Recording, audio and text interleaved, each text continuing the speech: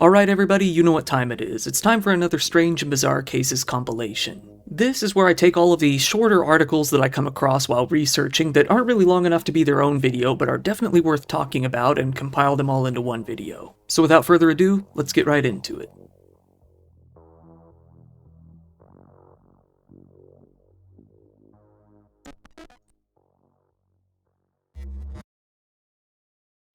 Here we have Missouri wife poisoned husband's soda because he didn't appreciate his birthday party.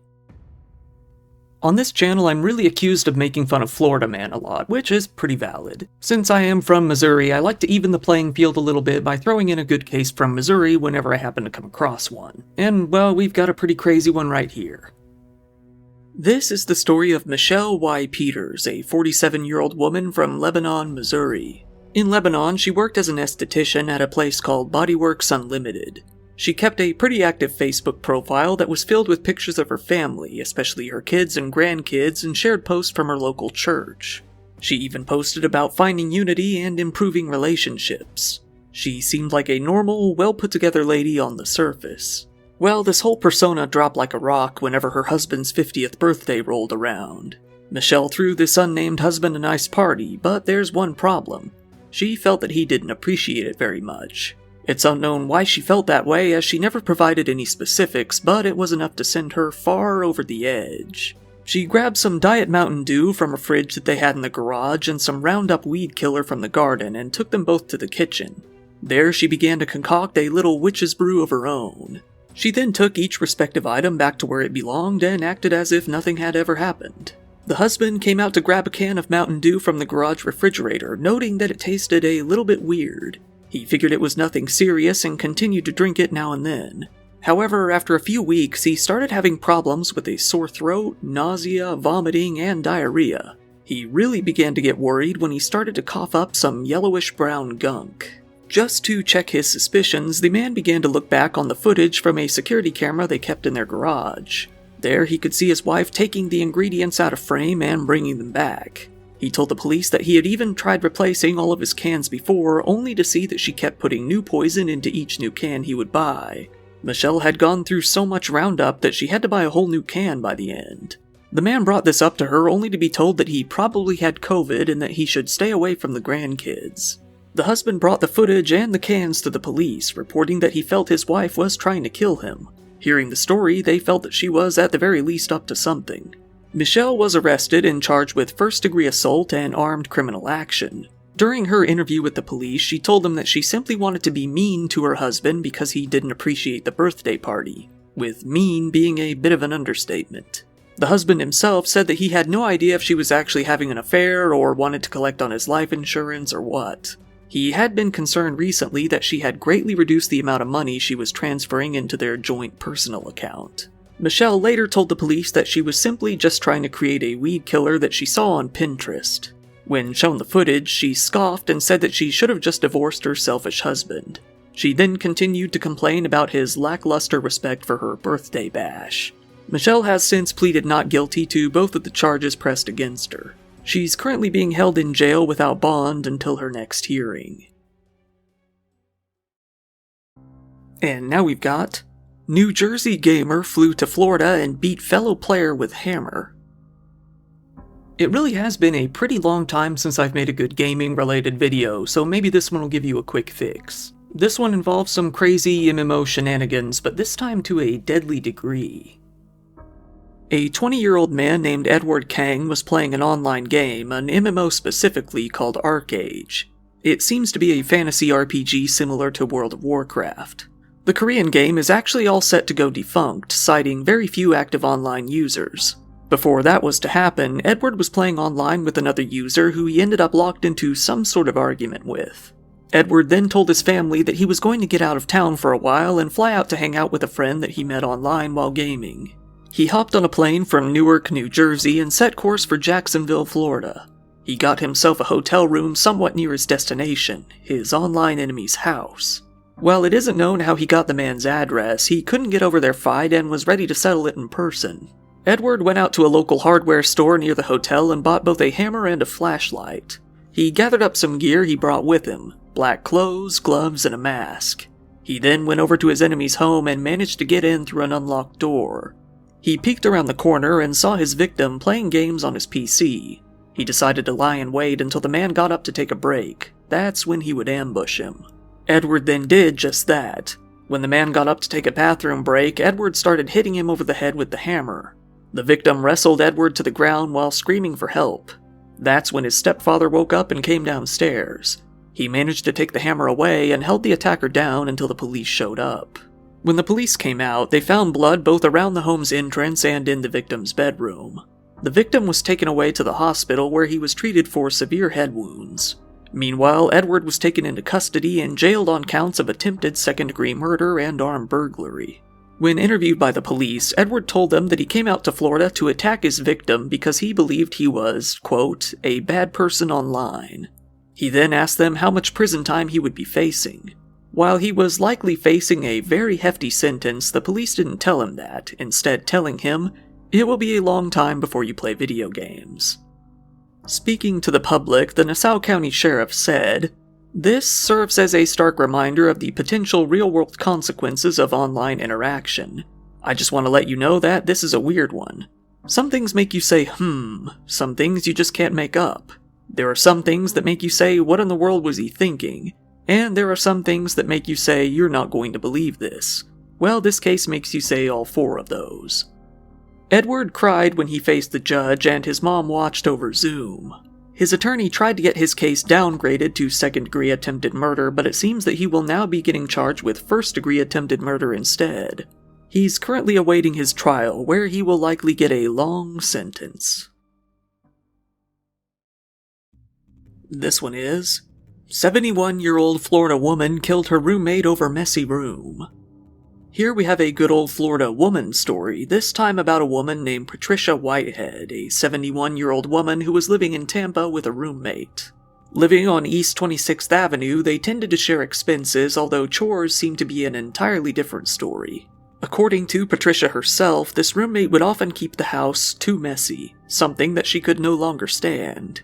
On June 13th, this male roommate was leaving the home after an argument. Patricia had told him that he needed to clean up after himself, but he didn't want to hear it. He slammed the door behind him and left the home instead. Patricia couldn't handle it and scurried off to her bedroom to grab her gun. She chased her roommate out into the yard and shot him in the upper body multiple times. When the shots were fired, the police soon came out to the home. There they found a severely injured man lying outside motionless. He was transferred to the hospital where he was soon pronounced deceased. Patricia was arrested and taken into the Orient Road jail to be held without bond. She was stuck with a public defender, but as of the time of this video, it isn't clear when she'll be heading to court. She's sitting on one count of premeditated murder in the first degree. Hopefully, the jail cell is clean enough to her liking. And here's a wild one. McDonald's cup gets woman arrested for murder.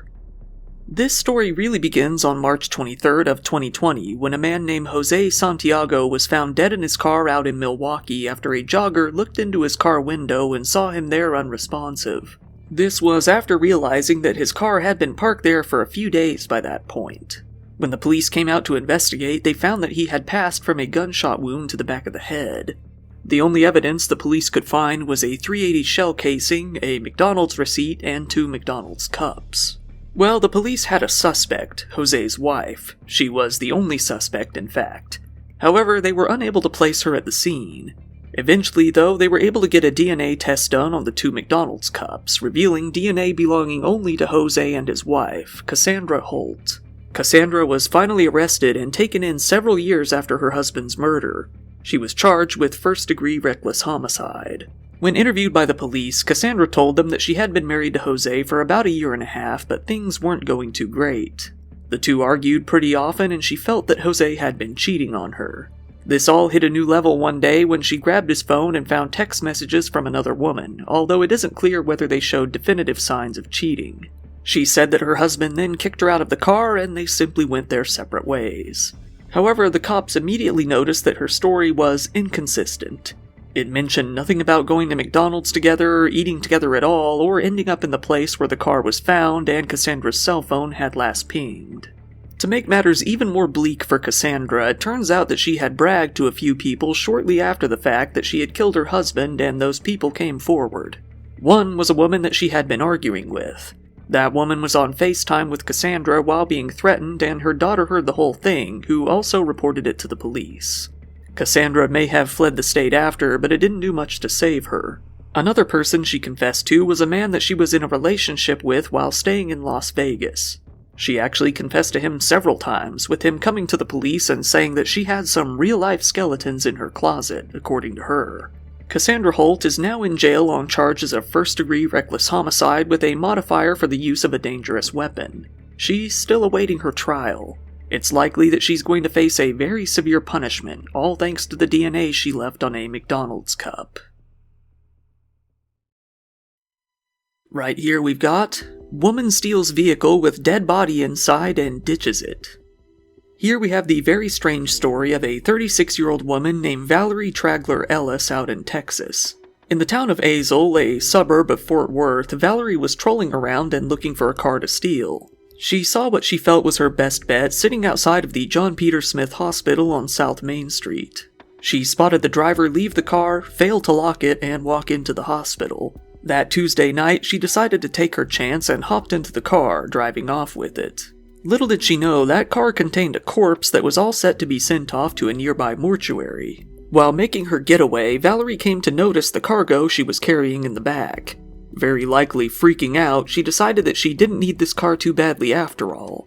She couldn't think of any other course of action than to ditch the car at the perfect place, the zoo. About 2 miles away from the hospital, she pulled over to the street bordering the east side of the Fort Worth Zoo, parked the car, and ran off.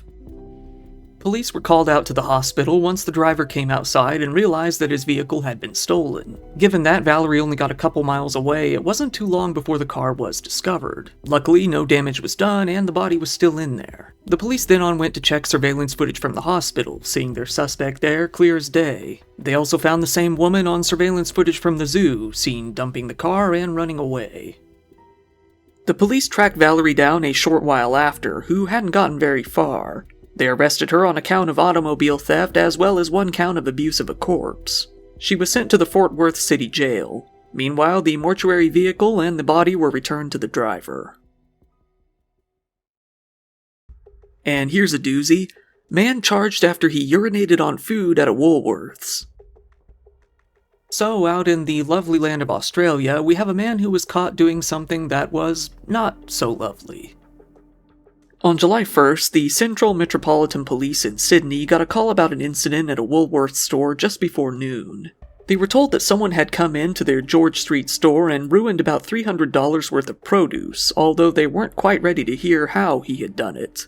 A white man who they said looked to be about 20 to 30 with a medium build came into the store wearing all black along with a cap to hide his face. He walked straight over to the meat section, unzipped his pants in front of 4 people, whipped out his own meat, and began to urinate all over the food.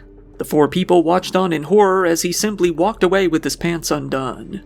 CCTV footage showed that he didn't start to zip up his pants until he was leaving the store. The police appealed to the public to try and find this man, saying that they were investigating, quote, allegations of offensive behavior and malicious damage to food. The police put his picture up everywhere, and he was ultimately arrested on the 14th of July. They tracked him down to his home in Hunters Hill at around 1:40 a.m.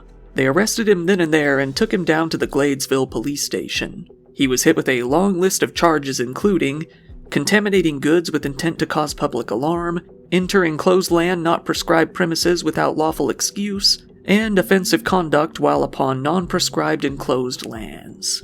At first, the man was refused bail and ordered to appear at the Parramatta Bail Court later on Sunday. However, he was let go for unknown reasons shortly after. He has now been banned from all Woolworths stores in the entire world. To add to that story, we have Philly man accused of ejaculating on woman's leg in Dollar Tree. As if we don't have enough penile depravity for one episode, we have another good one right here, a recent case that just took Twitter by storm. It all started when a woman was shopping at a Dollar Tree in Philadelphia, shopping around and minding her own business, when a man came up behind her and, well, busted a nut all over her leg. Understandably, the woman began to freak out. Thinking quickly, she pulled out her phone to film the man. This caused the guy to start running out of the store, so she started chasing after him. However, when she couldn't catch up to the man, she instead stayed back as the shock set in. Look, he fucking nutted on my fucking leg! You go to hell, bitch! Oh my god! He nutted on my leg! He nutted on my leg! The man was seen both on the victim's camera and on CCTV footage wearing a shirt with a candy cane that said, "It's not going to lick itself," which doesn't really make the guy look like any less of a pervert. Apparently, the store employees had seen the guy around before and were able to tell the police where he usually hangs out.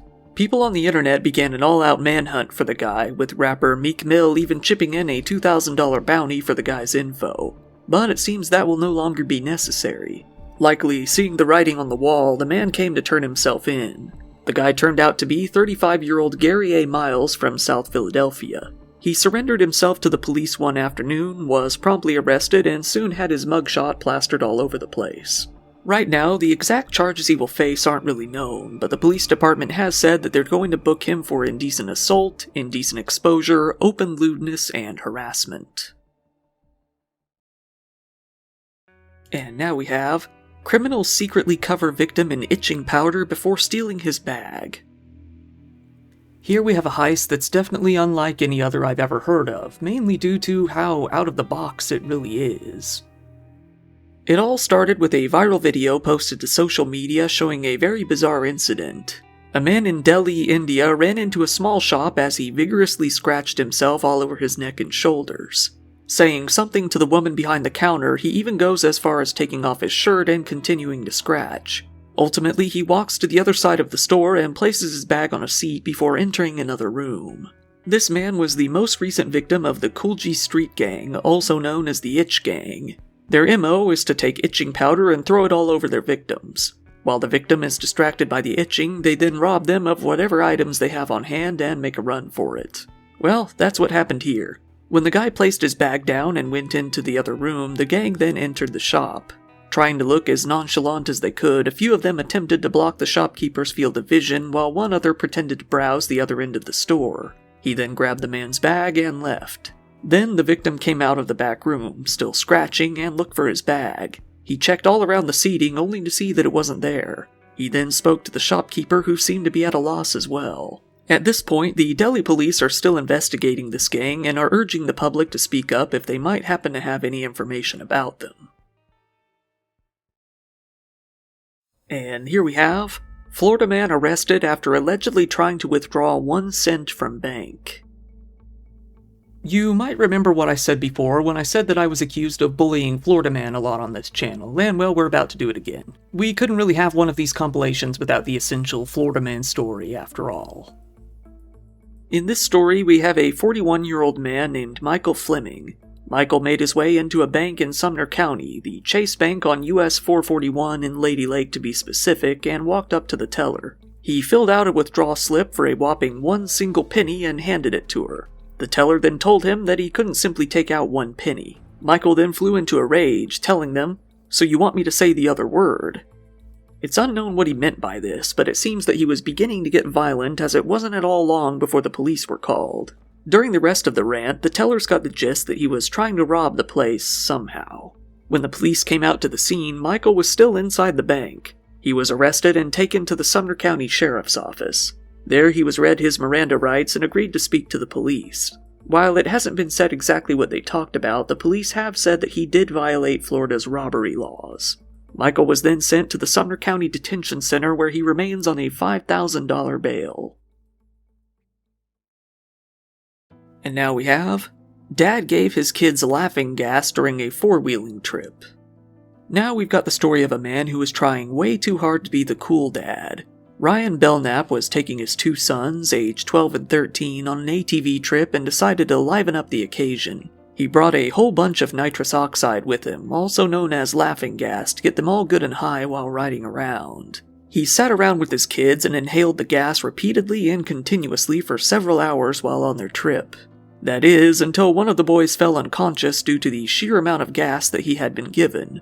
But even then, Ryan didn't take his son to the hospital. He decided to just let him sleep it off.